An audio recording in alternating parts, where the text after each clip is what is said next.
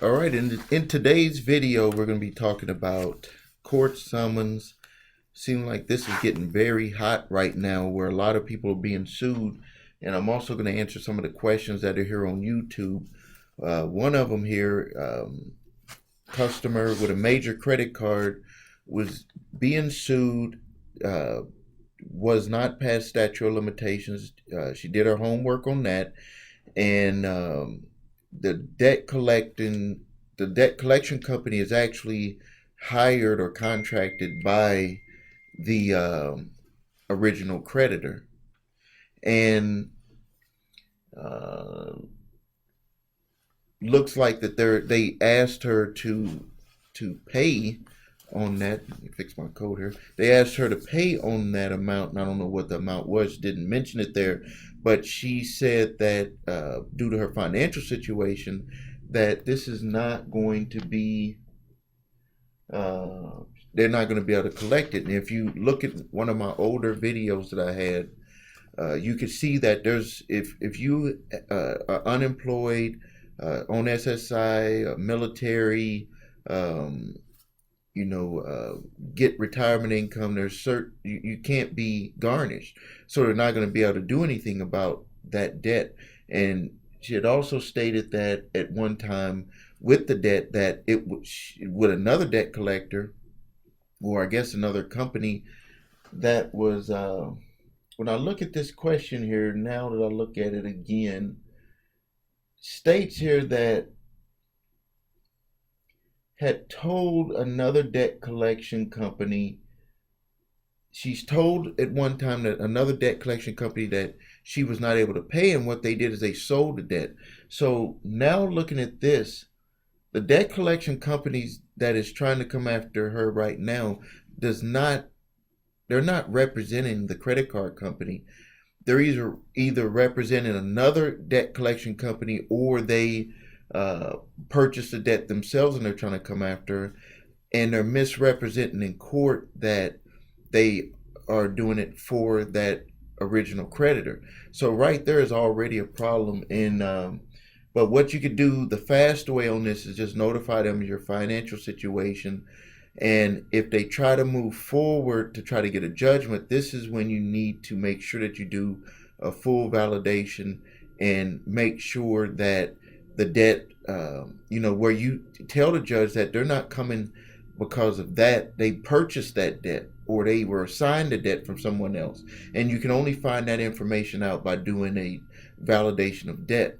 And you can watch one of my videos. I got a few videos on how to validate debt. Another thing that you should look at too is to make sure that it's not on your credit reports as a canceled debt. If it's from a major credit card or a major bank, a lot of them will cancel the debt when they find out that there's no way that they can collect from you, either by garnishment or getting a judgment. They don't want to waste that money going after that. So what happens is it could have accidentally got packaged, or on purpose, but we'll just say on accident, got packaged back up and sold to debt collection companies. Um, Another question here.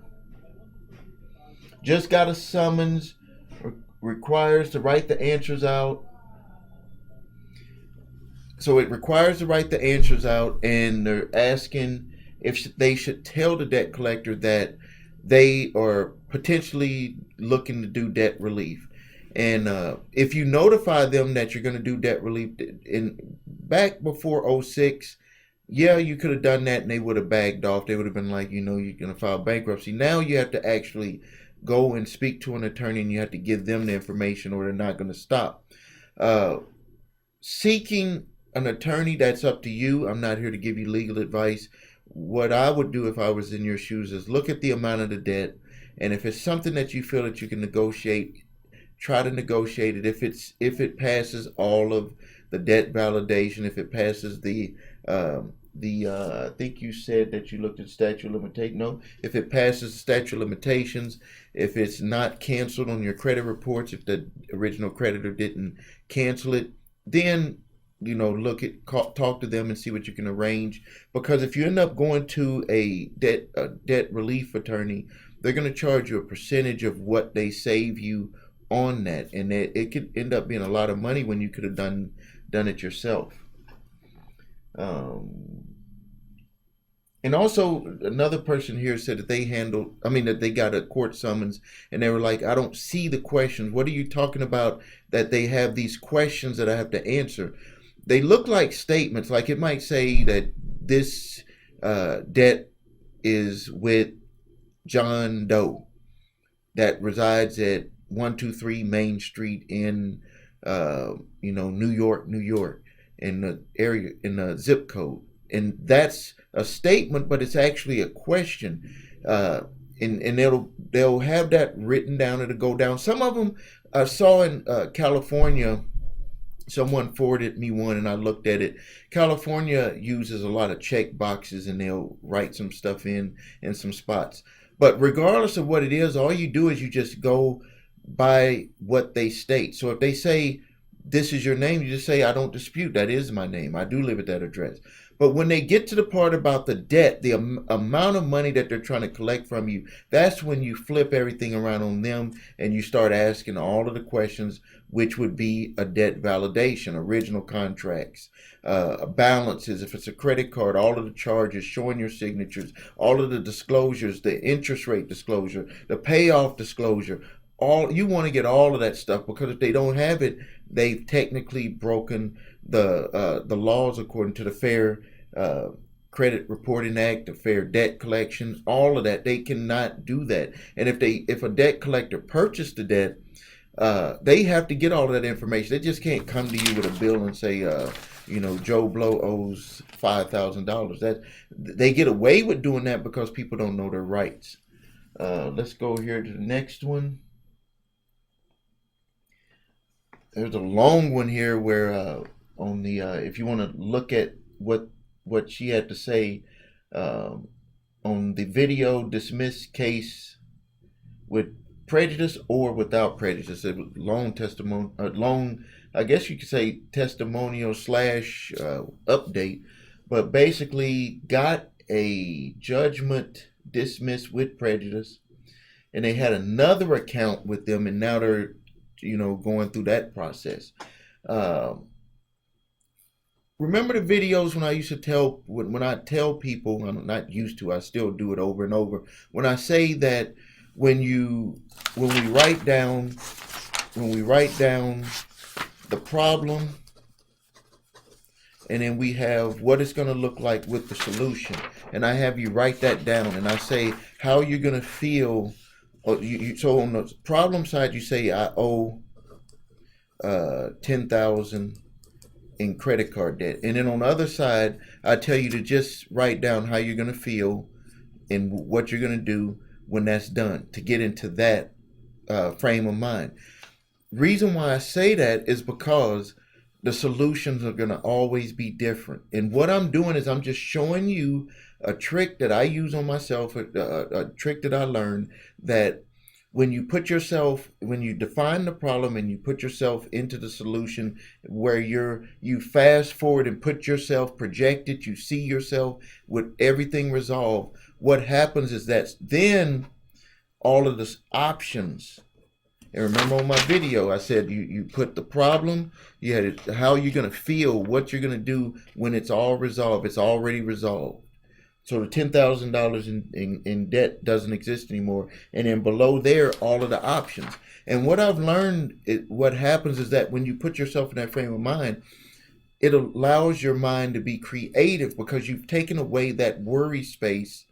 You've put that off to the side, and it allows you to be creative, and then different solutions will come about. Because this person, from what they're writing, is experiencing exactly what I said in that video, where on one, you look at this solution and that worked, and then another situation came about that's basically the same. It's basically the same, but it may take a different, let's say a different form of the same solution that you did for the other ones. So you have to go through the same process. And this one is where they didn't show up to court. In the end, you got it dismissed. They didn't show up to court. This one may go all the way where they show up in court and then they don't have something with the validation. They show up in court once and then they say that they don't have the information and they want to get another hearing, and then they don't show up to court for the second hearing. Or they show up to court in both of them and then they have all of the paperwork, and then it flips over to where you're just figuring out a solution, a solution off of what all of that information came from what you gather from all of that information from that situation. Every situation is totally different. So that's what I'm advising you to do, or what I would do if I were you. I can't give you legal advice, but that's what I would do if I were you, is that you need to now run this new process. Same thing that you did before, but it's going to be more steps to deal with this one if they're, going back and forth, or they're trying to do some things that wasn't done by the other company. All right, I'm going to end the video here. If you need help with your credit, go to the website, thecreditrepairshop.com. If you need your credit reports and scores, remember, everything starts there. There's a lot of evidence that you can use on your credit reports to shut down these debt collectors. Go to the website link below, the number 3scores.com. And I put some new links down there below about there's a service to boost your scores with rent reporters and some other stuff. Also, please like the videos. I forgot to say that at the beginning. Please like the videos. It's very important. It makes a difference. It actually helps you be able to help other people that need this, that have the same credit and debt issues that you have. So please like the video, share. If you haven't already yet, subscribe to the channel. We got some more stuff to come, answering more questions, and I will be getting on there answering the questions directly to everyone that asked on YouTube. All right, thanks a lot and have a great weekend.